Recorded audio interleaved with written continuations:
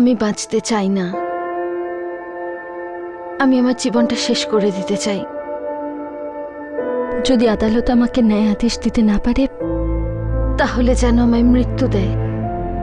আমি ইউথেনেশিয়ার জন্য আর্জি জানাচ্ছি, আমাকে আমার মৃত্যুর অধিকার দিয়ে দিন। আমি কোর্টের কাছে অ্যাপিল করছি, আমাকে মরতে দিন।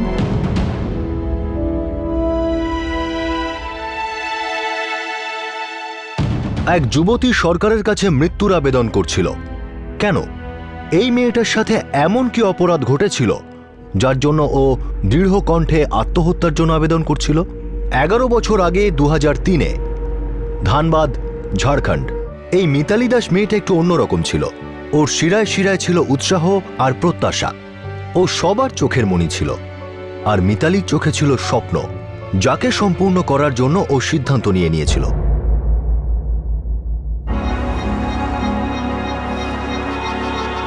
স্কোয়াড সাবধান, বিশ্রাম, सावधान,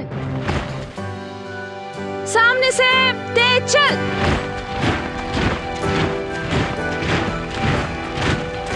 स्कॉट सैल्यूट।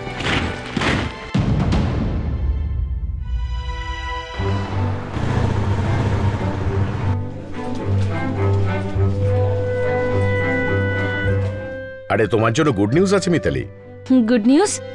কি গুড নিউজ স্যার? তোমার ফার্স্ট ইয়ার আর সেকেন্ড ইয়ারের ফার্স্ট সেমিস্টারের একাডেমিক পারফরমেন্স আর তোমার ওভারঅল পারফরমেন্সকে দেখে কলেজ বোর্ড এই সিদ্ধান্ত নিয়েছে যে তোমাকে অনার্স কমপ্লিট করার জন্য ফুল স্কলারশিপ দেওয়া হবে। Thank you sir, thank you so much. আমরা নোটিস করেছি যে তোমার ইন্টারেস্ট সোশ্যালজিতেই বেশি আছে আর এনসিসিতেও তুমি এগিয়ে আছো। তাহলে তোমার ফিউচার প্ল্যান কি? আইএএস না আইপিএস? আমি এখনো অত কিছু ভাবিনি স্যার, শুধু এইটুকুই ভেবেছি যে এরপর সোশিওলজিতে মাস্টার্স করব আর তারপর পিএইচডি। মিতালি, যখনই তোমার কোনো রকম প্রয়োজন পড়বে এই কলেজ সবসময় তোমার পাশে আছে। আমার উপর ভরসা করার জন্য thank you again sir. Sir, আমি আপনাকে কখনো হতাশ করব না। That's good.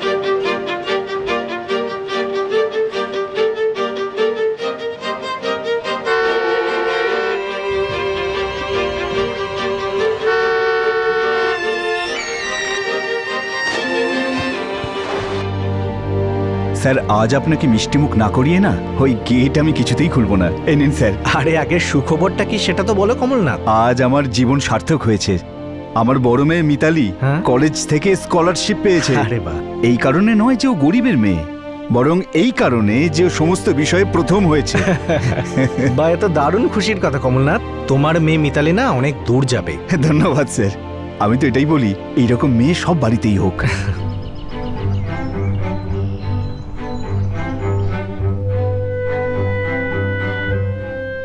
মা, মা, মিতু দিদি, আমি যাচ্ছি। আরে Bye. শোন, আর ওই চ্যাপ্টার নাম্বার 4 আছে না, মনে করে টিচারের থেকে জেনে নিবি। আজ সন্ধ্যাবেলা ওটা নিয়ে বসবো। আর কিছু? ক্যাপ্টেন মিতালি দাস।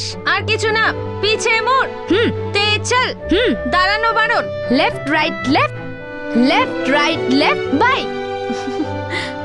আরে মিতু দে, এবার তুই ছাড়, আমি সব করে নেব। তোর কি কলেজের জন্য দেরি হচ্ছে না?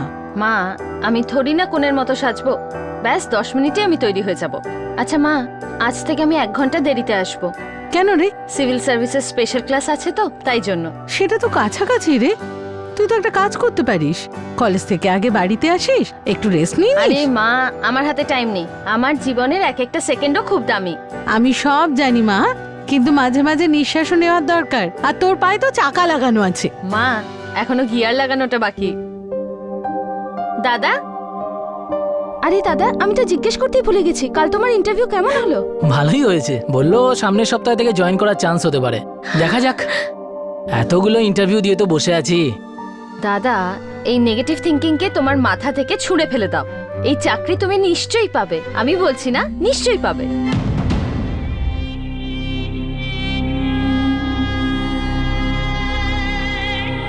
মিতালি, তোমার এটা কেন মনে হচ্ছে যে কোর্ট তোমাকে এত বড় পদক্ষেপ নিতে দেবে? আফটার অল সুইসাইড একটা অপরাধ মিতালি দেবী, আইনত অপরাধ। অপরাধ?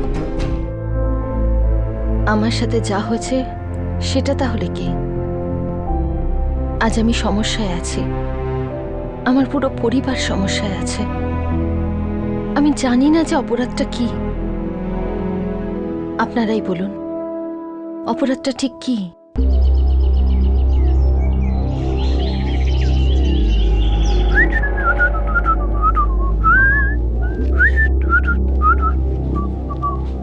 কি রে স্বপন, তুই চাকরিটা ছেড়ে দিলি কেন? ওটা আমার ভালো লাগেনি বাবা। তোর ভালো লাগে? শালা এই চাকরির জন্য আমাকে নাকে খত দিতে হয়েছিল শেঠজির সামনে, হাতে পায়ে ধরতে হয়েছিল, আর তোর এই চাকরি ভালো লাগে? তো আমি বলেছিলাম নাকি? আর এমনিতে ওই সেট আমায় আমার যোগ্যতা অনুযায়ী টাকা দিচ্ছিল না। আসলে ও আমাদের স্ট্যান্ডার্ডের নয়। আমরা তোমার স্ট্যান্ডার্ড ধুয়ে জল খাবো? হ্যাঁ শালা, 22 বছর বয়স হয়ে গেছে, কোনো রকম কোনো কাজে লাগিস না, আর কথা বলি স্ট্যান্ডার্ডে। খুব তাড়াতাড়ি জেনে যাবে তুমি আমি কি করতে পারি। পাড়ার মোড়ে আড্ডা দেওয়া আর বাবার হোটেলে খাওয়া ছাড়া আর কিছু তো দেখতে পাচ্ছি না।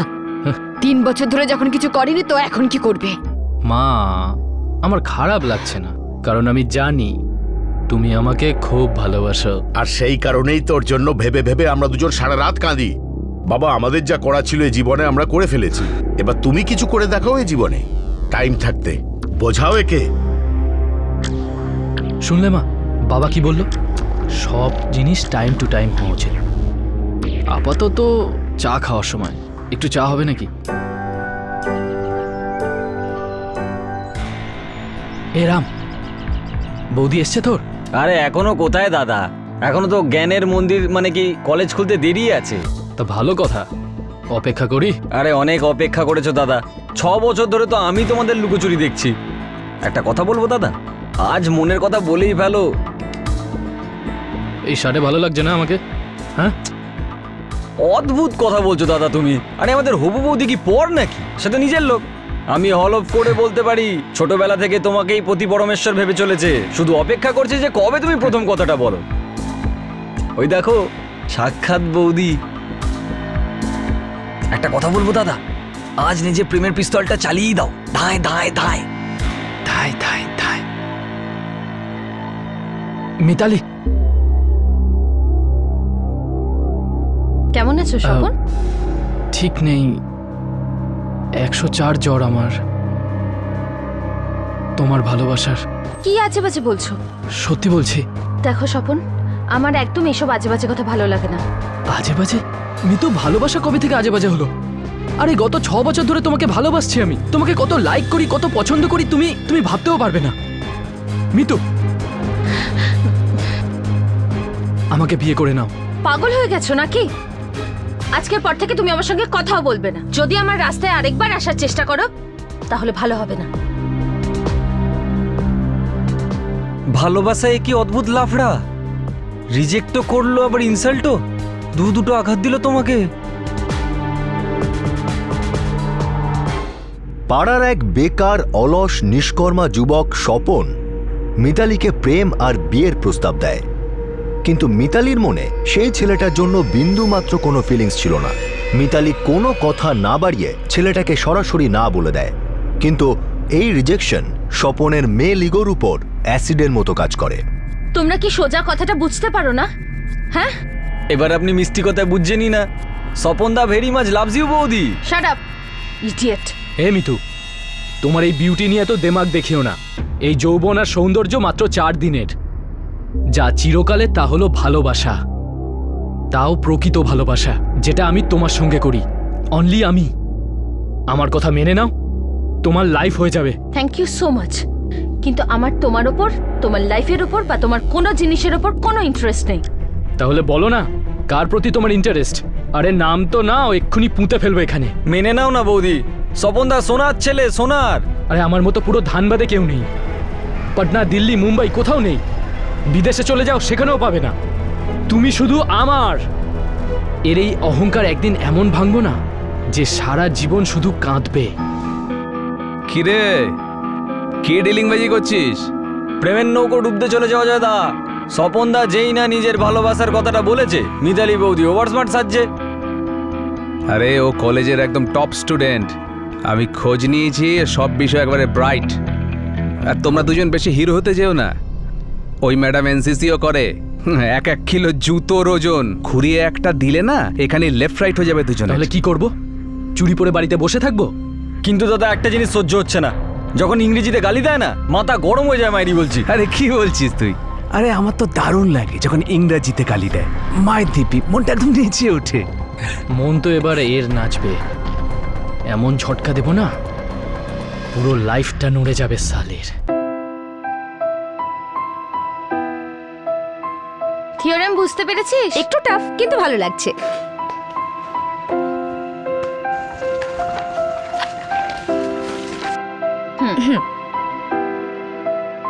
সত্যি তো? আরে বাহ, একদম ঠিক। এবার ট্রিগোনোমেট্রি তোর বাহাতের খেলা হলো কি না? টপ করবি তুই। আমি তো সব সাবজেক্টে টপ করতে চাই, তোমার মতো স্কলারশিপটাও পেতে হবে। হ্যাঁ, পাবি, অবশ্যই পাবি। আরে আমি তো চাই তোরা খুব পড়াশোনা কর, বড় মাপের অফিসার হ। আরে সেই স্বপ্ন দেখতেই তো ধাতকিয়া থেকে ধানবাদ এসেছি। কি মধুরিমা, ঠিক সিদ্ধান্ত নিয়েছিলাম কিনা? হ্যাঁ হ্যাঁ গো, ঠিক সিদ্ধান্ত নিয়েছিলে তুমি। কিন্তু ধাতকিয়াকে ভুলে যেও না যেন, মা বাবা আছেন ওখানে, আর নতুন গরু দুটোও তো আছে। একটা কাজ তো করতে পারো, একটু বাবা মার সাথে দেখা করে এসো, আর ওই গরু দুটোরও খবর নিয়ে এসো, ঠিকঠাক দুধ দেয় কিনা। হ্যাঁ, এই রোববারই যাব। বাবা, আমিও যাব তোমার সাথে। আমিও যাব। দাদু ঠাম্মার সাথে অনেকদিন দেখা হয়নি।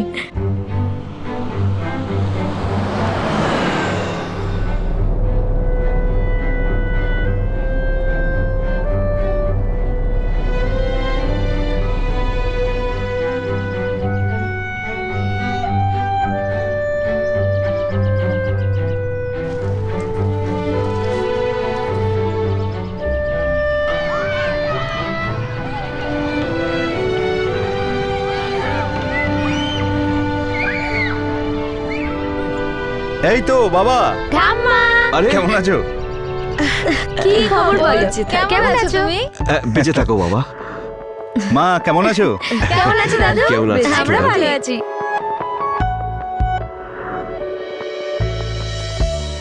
কমল, আমি দুজন চাষিকে এই ক্ষেতের কাজে লাগিয়ে দিয়েছি, আর এই যে গরুটা তুমি কিনে দিয়েছো, ধরে নাও এটা মহাদেবেরই আশীর্বাদ। বাবা, ভগবানের অনেক আশীর্বাদ আছে আমাদের উপর, আর তোমার দুই নাতনির উপর না সরস্বতী মায়ের ডাইরেক্ট আশীর্বাদ আছে। কলেজ এই বছর মিতালিকে ফুল স্কলারশিপ দিয়েছে। দুই নাতনিকে দেখবে, আমাদের বংশের মুখ উজ্জ্বল করবে। আমি উপর থেকে ওদের আশীর্বাদ করে যাব। দেখো বাবা, এরকম ওপরে যাবার কথা আর বলবে না, ঠিক আছে? তোমাকে আর মাকে আমাদের সঙ্গে ধানবাদ শহরে যেতে হবে, দুই নাতনিকে আশীর্বাদ দিতে হবে ওদের বিয়ের জন্য। আরে না না বাবা, আমি গ্রাম ছেড়ে যেতেই পারবো না। তুমি যদি চাও এই জমি বেচে দাও, পড়াশোনার বিয়ের ব্যাপারে কাজে আসবে। কিন্তু বাবা, আমি এই গ্রাম ছেড়ে যাব না। কেন বাবা? সত্যি কথা বলতে কি, শহরের জীবনে আমি ঠিক অভ্যস্ত নই, আর ওখানকার জীবন তো। কমলনাথ বাবু, আপনি কি আপনার মেয়েকে আত্মহত্যা করার অনুমতি দিচ্ছেন? আমরা আমাদের মেয়ের যন্ত্রণা দেখতে পাচ্ছি না, আমরা ওর জন্য কিচ্ছু করতে পারছি না। আপনি আমাকে প্রশ্ন করছেন যে আমরা ওকে আত্মহত্যার অনুমতি দিচ্ছি কিনা? অবশ্যই না। আমরা চাই যে ও নিজের জীবনটা যেন ফিরে পায়, আর যেন ন্যায় বিচার পায়। কিন্তু মিতালি দেবী ইউথেনেশিয়া কেন চাইছেন কমলনাথ বাবু? আর আপনি ওকে এরকম একটা কথা বলতে দিচ্ছেনই বা কি করে? একবার কাছে এসো, তারপর বারবার আসতে চাইবে। স্বপনদা কিন্তু সত্যি বলছে, দাদার ফান্ডা একদম ওয়ার্ল্ড ফেমাস। আরে এমন শান্তি পাবে কলেজের কোনো ছেলে দিতে পারবে না। লজ্জা বলে একটা কথা আছে, শুনেছো কখনো? অনুভব করেছো? নির্লজ্জ কোথাকার। আরে এখনো পর্যন্ত খারাপ কিছু তো করলামই না। আরে লজ্জা তো তোমার পাওয়া উচিত, ছেলেদের মতন ঘুরে বেড়াও এখানে সেখানে, আর না কোথায় কে জানে। স্বপন, এ চিড়ে এত সহজে ভিজবে না। কিন্তু যখন ভিজবে, দুইটা এমন চটকান চটকাবো না। কি স্বপনদা? দই।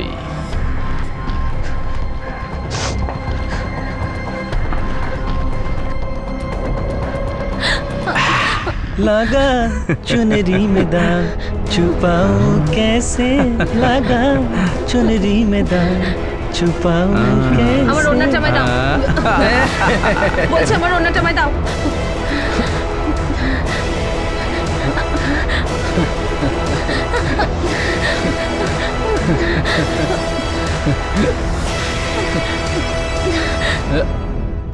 ইভটিজিং আর হ্যারাসমেন্টের দৃশ্য আপনাদের দেখতে যতটা কষ্ট হয় আমাদের দেখাতেও ততটাই কষ্ট হয়, কিন্তু আমরা সেটা তাও দেখাই কারণ বাস্তবে যেটা ঘটে থাকে সেটা তার থেকে অনেক গুণ নোংরা আর ভয়ঙ্কর।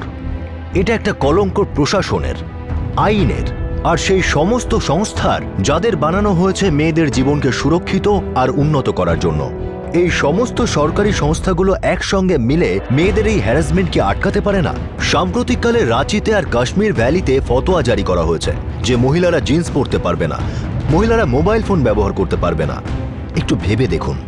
আর প্রশাসন প্রত্যেকবারের মতো এটাকে আজে বাজে সামাজিক প্রথা বলে নিজেদের দায়িত্ব এড়িয়ে যায়। তারপর যখন কিছু সিরিয়াস দুর্ঘটনা ঘটে তখন ডিবেটের পর ডিবেট শুরু হয়, টক শোয়ে ডিসকাশন শুরু হয়, তারপর কিছুদিন যাওয়ার পর আবার একটা ফতোয়া জারি হয়। আমরা এটা জানতে চাই যে সেই আইন কোন কাজের যেটা অপরাধের ইঙ্গিত শুনতেই পায় না। এটা বলা খুব সহজ হবে যে মিতালি পুলিশের কাছে কেন যায়নি, কিন্তু আমরা জিজ্ঞেস করছি যে পুলিশ আর প্রশাসন মিতালিকে একটা সুরক্ষিত পরিবেশ কেন দিতে পারেনি। এইসব ছেলেদের এরকম অসভ্যতা করার সাহস কি করে হয়?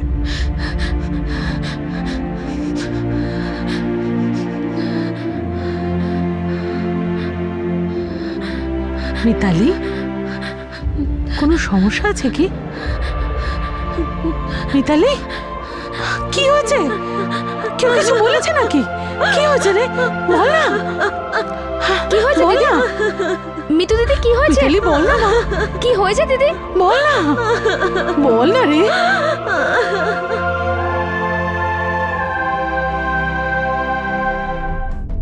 আশিস, আয় আমার সঙ্গে।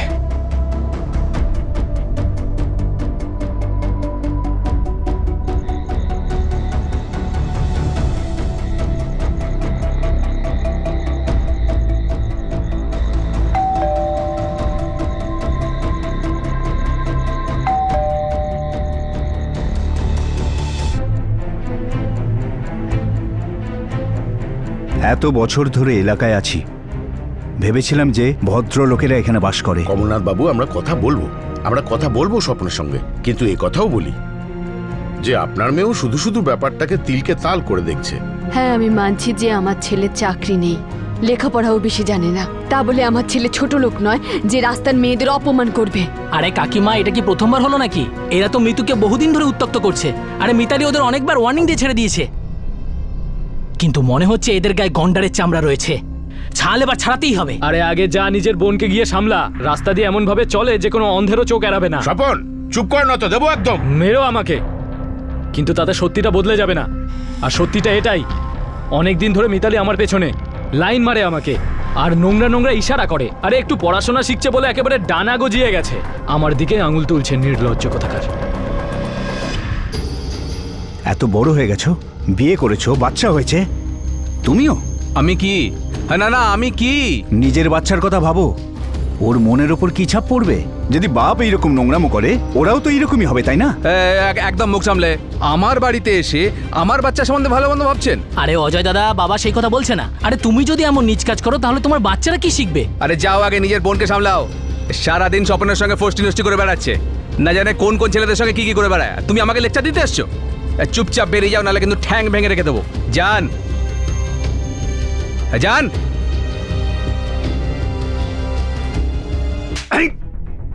বাবা, আমি এরকম কিছুই করিনি, এরা মিথ্যে বলছে।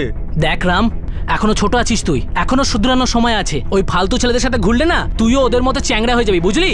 তুমি আমার চিন্তা ছেড়ে নিজের বোনকে সামলাও। বাড়ি থেকে বেরোলেই জামা কাপড়ের স্টাইলই চেঞ্জ হয়ে যায়।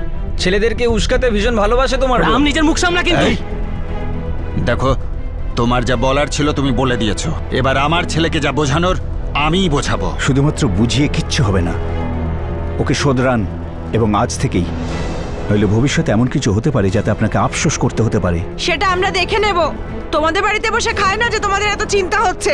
যদি শোধরাতেই হয় নিজের বাড়ির মেয়েকে গিয়ে শুধরাও আগে। আমাদের বাড়িতে এত নাক গলানোর দরকার নেই কোনো।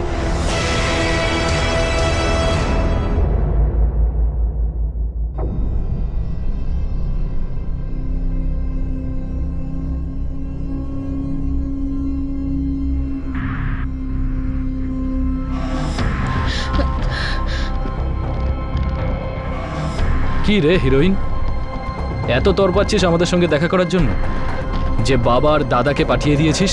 হ্যাঁ, তোমরা মানুষটা জানোয়ার। কতবার বলবো যে আমাকে জ্বালাতন করবে না? মাথায় ঢোকে না কথাগুলো? তোমার কি মনে হয় তুমি আমাকে জ্বালাতন করবে আর আমি চুপচাপ সহ্য করব? কি হচ্ছে এখানে? দাদা, রোজ কলেজ যাওয়ার সময় এরা আমাকে বিরক্ত করে, নোংরা নোংরা কথা বলে। বিরক্ত হয়ে গেছি আমি এদের জন্য, বুঝিয়ে বুঝিয়ে ক্লান্ত হয়ে গেছি, তবু এদের কোনো কথা মাথায় ঢোকে না। আরে দাদা এই মিথ্যে বলছে। আরে আরে এরকম কিছুই ব্যাপার নয়, ফালতু ফালতু আমাদেরকে ভাসিয়ে দিচ্ছে। এবার দেখুন না, এত চালু মাল আমরা পাত্তা দিচ্ছি না বলে আমাদের সঙ্গে এরকম করছে। আরে টাকা চাই আমাদের সঙ্গে ফুর্তি করতে। নির্লজ্জ কথাকার। দাদা, আমি কলেজে পড়ি, আমি কোনো পাগল নই যে রাস্তায় এরকম তামাশা করব। আরে এরা এরা একদম নির্লজ্জ এখানকার। এই কি ব্যাপার? কি ভাবিস রে তোরা নিজেদের? এই যে এখানে এতজন দাঁড়িয়ে আছে, সব কি বোকা নাকি? আর তোদের কথা মেনে নেব না? এই যে এতক্ষণ ধরে চেঁচাচ্ছে, কেন চেঁচাচ্ছে আমরা বুঝে না ভেবেছিস? হ্যাঁ, আরে দাদা আমরাও ভালো ঘরের ছেলে, আর ও তো তোমরা ভালো ঘরের লোক। হ্যাঁ, তোমাদের বাড়ির লোক চুপ থেকে তোমাদের কাজকর্মকে প্রশ্রয় দেয়, তাদের মধ্যে তোমরা কোনো খারাপ কাজ করতেই পারো না। দাদা, আমি আমি পড়াশোনায় মন দিতে চাই, আমার এক্সাম একদম আমার ঘাড়ের ওপর, কিন্তু এরা রোজ কিছু না কিছু তামাশা করবেই। দুদিন আগে আমার ওড়না আমার থেকে কেড়ে নিয়েছিল, আর আজ আজ আমাকে পেছন থেকে ছুঁয়েছে। আরে এটা কি কোনো গুন্ডারাজ চলছে নাকি, যে কেউ কোনো মেয়ের সাথে যা কিছু করবে? এই যে রোমিওরা, এর পর থেকে এই মেয়েটার দিকে যদি চোখ তুলে তাকাস তো এখান থেকে সোজা থানায় টেনে নিয়ে যাবো রে। তুমি কলেজ যাও, টেনশন নিও না, এদের আমরা সামলে নেব। যাও। এই এই যে হিরোরা, সরো এখান থেকে, যাও যা যা কাজ যাও কর এখান রে। থেকে। চল চল চল যাও। এখান থেকে চল। ওই তিনটে কাপুরুষ এক্সপেক্ট করেনি যে মিতালি পাবলিকের সামনেই চেঁচাবে। ওরা আগে অবশ্য মিতালিকে ওদের অশ্লীল কথার বিরোধিতা করতে দেখেছে, কিন্তু ওর রাগ ওরা এই প্রথমবার দেখল। পরবর্তী 4 দিন পর্যন্ত এরা মিতালির থেকে দূরে ছিল, কোথাও দেখা যায়নি। মিতালি প্রত্যেক দিনের মতো কলেজ যেতে থাকে, মনে হচ্ছিল যেন ওই তিনজনের শিক্ষা হয়ে গেছে। আমার সব স্বপ্ন, সব আশা একদম জ্বলে পুড়ে শেষ হয়ে গেছে। আমি শেষবার খুশি হয়েছিলাম 9 বছর আগে, যখন আমি 17 বছরের কলেজ স্টুডেন্ট ছিলাম। তবে থেকে আজ পর্যন্ত শুধু দুঃখই পেয়েছি। একটা শ্বাস নিতেও কষ্ট হয়।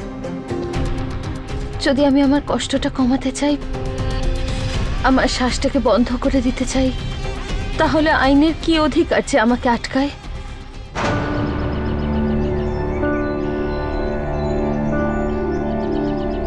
দিদি, হ্যাঁ, ওই তিনজন তোমাকে এখনো বিরক্ত করে? না, আমার মনে হয় ওরা ওদের শিক্ষা পেয়ে গেছে। কি জানি দিদি, আমার তো খুব ভয় করে। আমারও, কিন্তু কি করব? সোশিওলজিতে এত বড় বড় কথা শিখেছি, মানবতার বিকাশ, একটা দেশের সোশ্যাল ইথোস, অস্তিত্ব, কিন্তু বাস্তবটা কত অন্যরকম না? কি নোংরা! প্রোগ্রেস না শুধু টেকনোলজিতেই হয়েছে, কিন্তু আমাদের দেশ, আমাদের বিচার আজও পিছিয়ে রয়েছে। মানুষ একদম জন্তু হয়ে গেছে, আর কিচ্ছু বদলাবেও না। সারা জীবন ধরে এই দেশ ভগবানের ওপর নির্ভর করেই চলছে। দেখ, কাউকে তো চেষ্টা করতেই হবে।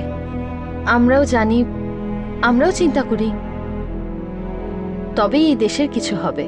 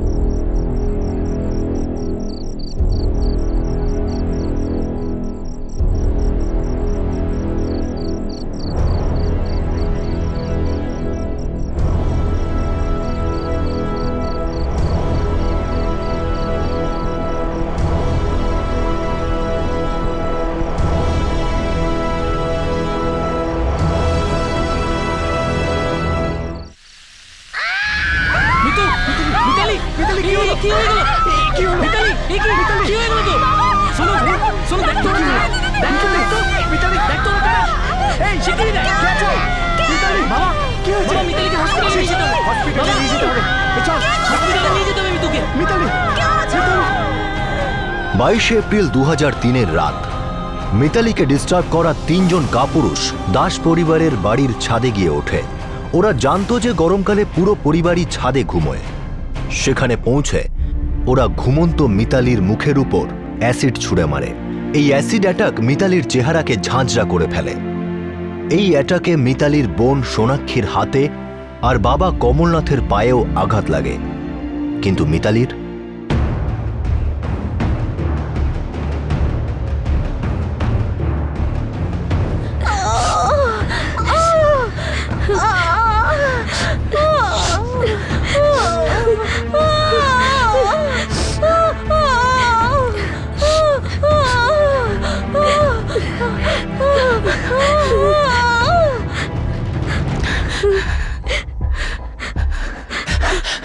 ডাক্তারবাবু, আমার মেয়ে কেমন আছে? আপাতত আমি ওকে পেনকিলার ইঞ্জেকশন দিয়ে ও দিয়েছি। ঠিক তো হয়ে যাবে না? বলুন না ডাক্তারবাবু, কেমন আছে মিতালি? ও ঠিক হয়ে যাবে তো? এই মুহূর্তে মিতালির শারীরিক কন্ডিশন খুব খারাপ, যা বলার কালকে বলতে পারবো। সামনে নিজে আপনার পায়েও তো চোট লেগেছে। ডাক্তারবাবু, আমি ঠিক আছি। আমার মেয়ে ঠিক তো হয়ে যাবে, তাই না? কি করে দিলে ওরা আমার মেয়েকে?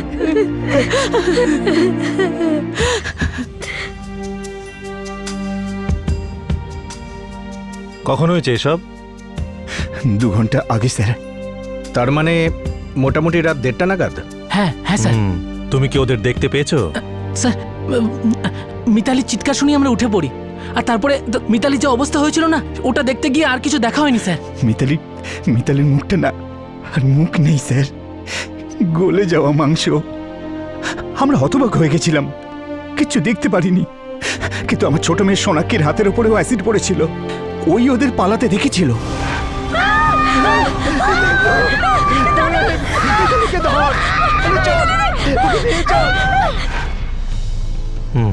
দিনেশ। হ্যাঁ স্যার। এফআইআর লজ করো। Yes sir. দেখুন, আপনার মেয়ে মিতালির স্টেটমেন্ট নিতে হবে আমাদের। কিন্তু স্যার, ও তো এখন হসপিটালে আছে স্যার। হ্যাঁ, এখন আমরা ডিস্টার্ব করব না ওকে, সকালে স্টেটমেন্ট নেব।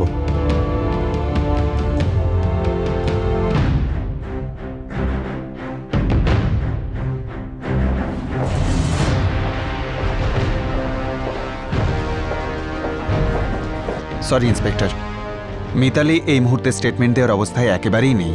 দেখুন, মিতালি একজন ভিকটিম, আর আমাদের এটা জানা খুবই জরুরি যে ওর সাথে কি ঘটেছে, কখন আর কিভাবে ঘটেছে। ইন্সপেক্টর, ওর মুখে হাই গ্রেড অ্যাসিড ঢেলে দেওয়া হয়েছে। 72% বার্ন হয়ে গেছে ওর ফেস। কানের পর্দা ওর গলে গেছে, নাকটাও গলে গেছে, ভয়েস বক্স নষ্ট হয়ে গেছে, আর ওর 2টো চোখের খুব খারাপ কন্ডিশন। সেই জন্যে না ও বলতে পারবে, না শুনতে পারবে, না দেখতে পাবে। আর এই মুহূর্তে ও অজ্ঞান অবস্থায় রয়েছে, সেই জন্য ও আপনাদের স্টেটমেন্ট দিতেই পারবে না।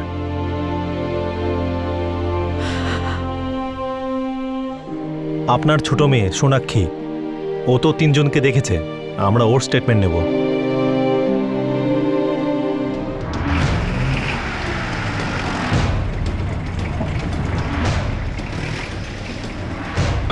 আমাদের স্বপন এরকম কাজ করতেই পারে না স্যার। ছেলেকে ডাকুন একবার। ও তো স্যার কাল রাতেই বাইরে গেছে একটা কাজের জন্য। আপনার ছেলে কোথায় গেছে কাজ করতে? সাহেব, আমার ছেলে চাকরি খুঁজছে, খুবই পরিশ্রম করে আমার ছেলে। আমাদেরও অনেক পরিশ্রম করতে হয় আসামিদের খুঁজে বার করতে। ছেলেকে বলবেন থানায় এসে হাজিরা দিয়ে যেতে, তা না হলে আমরা যদি কাজে লেগে পড়ি সহজে কিন্তু থামবো না, বুঝেছেন?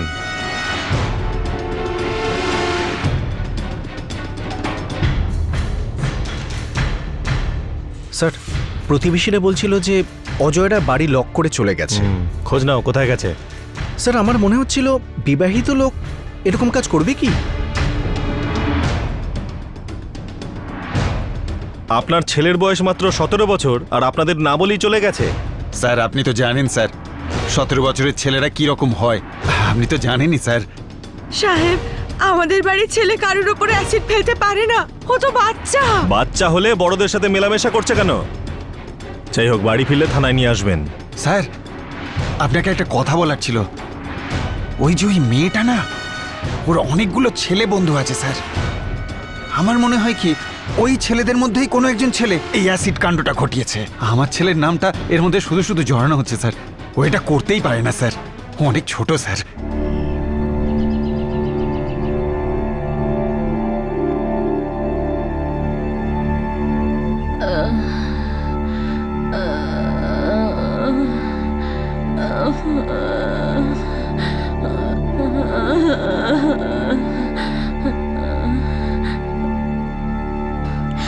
কি অবস্থা ডাক্তারবাবু? দেখুন, একটা কথা আপনাদের আমি পরিষ্কার জানাতে চাই। কি হয়েছে? মিতালির শারীরিক কন্ডিশন দিন দিন খারাপের দিকে যাচ্ছে, আর আমাদের বার্নস ওয়ার্ডের যে অবস্থা তাতে এখানে ওর পুরোপুরি ট্রিটমেন্ট সম্ভব নয়। তাহলে এখন কি করব? মানে আপনি কি করতে বলছেন? ওকে কোনো নামকরা হসপিটালে নিয়ে যান। কিন্তু কোথায়? আপনারা বোকারো হসপিটালে নিয়ে যান না। ওখানের বার্নস ওয়ার্ড খুব ভালো শুনেছি। ওখানে স্পেশাল ট্রিটমেন্ট পাবেন, স্পেশালাইজড ফ্যাসিলিটি পাবেন। দেখুন, যত তাড়াতাড়ি সম্ভব মিতালিকে বোকারো হসপিটালে শিফট করুন।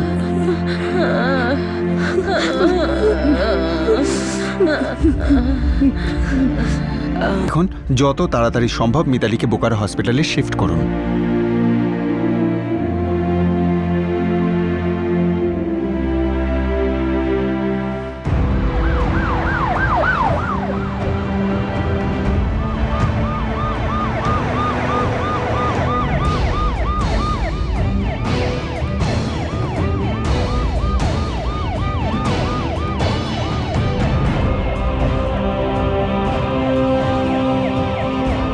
ওখানে সব ব্যবস্থা হয়ে গেছে তো? তুই মামার সঙ্গে কথা বলেছিস তো? আমি না, বাবা কথা বলেছিলেন মামার সাথে আর বলেছেন যে সব ব্যবস্থা হয়ে গেছে। আরে তুমি চিন্তা করো না মা, সব ঠিক হয়ে যাবে।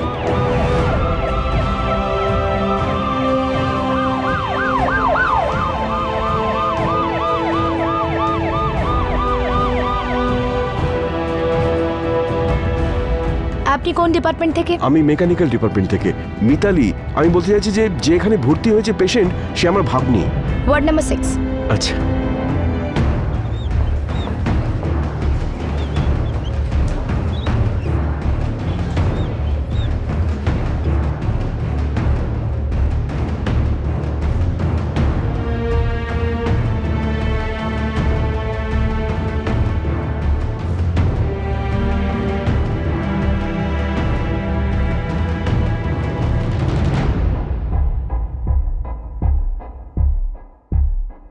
আমার মিতালির রিপোর্টগুলো যত তাড়াতাড়ি সম্ভব চাই।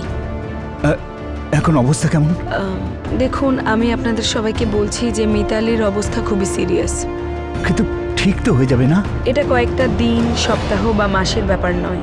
আমাদের সবাইকে আর মিতালিকেও অনেক দিন ধরে লড়তে হবে।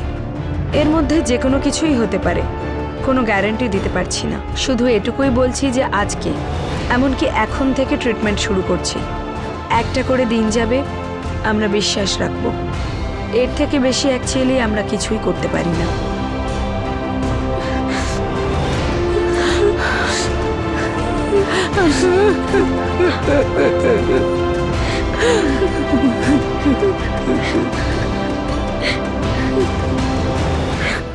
মিতালির কাছে এটা একটা অনেক বড় যুদ্ধ হতে চলেছে, আর ওর পরিবারের কাছেও এটা কোনো যুদ্ধের থেকে কম নয়। 72% পুড়ে গিয়েছিল, মাথা থেকে শুরু করে বুক পর্যন্ত পুড়ে গিয়েছিল। ও ছোট বোন সোনাক্ষী একটুর জন্য বেঁচে যায়। এই 3 জন ক্রিমিনাল একটা মেয়ের না শুনতে পারল না, আর তার পরিবর্তে 17 বছরের মিতালিকে এত ভয়ঙ্কর শাস্তি দিল। এই 3 জন তারপর পালিয়ে গিয়েছিল। যার জীবনে অনেক স্বপ্ন ছিল, উৎসাহ আর উদ্দীপনায় ভরপুর স্কলারশিপ স্টুডেন্ট মিতালি তখন নিজের জীবনের জন্য লড়ছিল বোকারো হসপিটালের আইসিইউতে। মিতালির প্রত্যেকটা শ্বাস যেন ছিল এক একটা কাতর দীর্ঘশ্বাস। 2003 থেকে শুরু করে 2012 পর্যন্ত পুরো 9 বছর মিতালি শুধু কাতর দীর্ঘশ্বাস ফেলতে থাকে। কাল আমরা আপনাদের দেখাবো এই কেসটার দ্বিতীয় তথা শেষ ভাগ। কাহিনী মিতালি আর তার পরিবারের, তাদের যন্ত্রণার, তাদের আত্মসম্মানের।